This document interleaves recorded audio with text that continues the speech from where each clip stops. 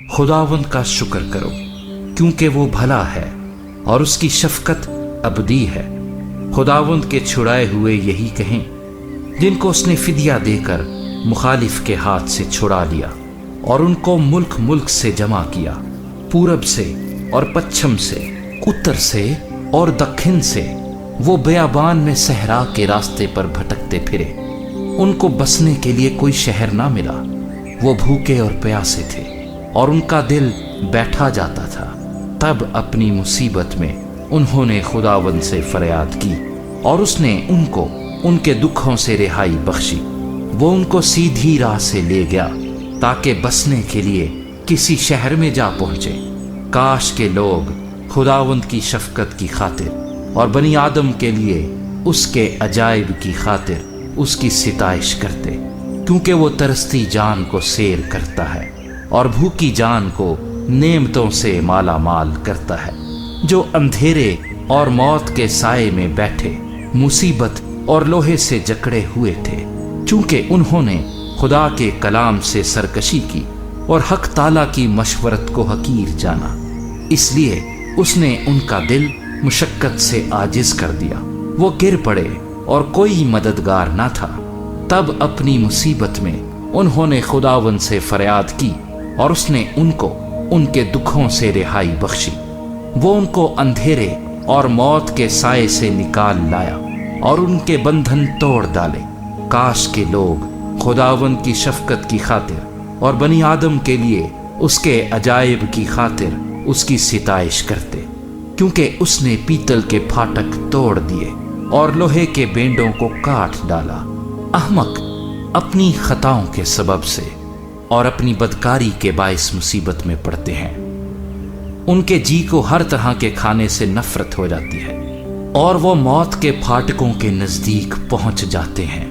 تب وہ اپنی مصیبت میں خداوند سے فریاد کرتے ہیں اور وہ ان کو ان کے دکھوں سے رہائی بخشتا ہے۔ وہ اپنا کلام نازل فرما کر ان کو شفا دیتا ہے اور ان کو ان کی ہلاکت سے رہائی بخشتا ہے۔ کاش کے لوگ خداوند کی شفقت کی خاطر اور بنی آدم کے لیے اس کے عجائب کی خاطر اس کی ستائش کرتے۔ وہ شکر گزاری کی قربانیاں گزرانے اور گاتے ہوئے اس کے کاموں کا بیان کریں۔ جو لوگ جہازوں میں بحر پر جاتے ہیں اور سمندر پر کاروبار میں لگے رہتے ہیں، وہ سمندر میں خداوند کے کاموں کو اور اس کے عجائب کو دیکھتے ہیں، کیونکہ وہ حکم دے کر طوفانی ہوا چلاتا ہے جو اس میں لہریں اٹھاتی ہے۔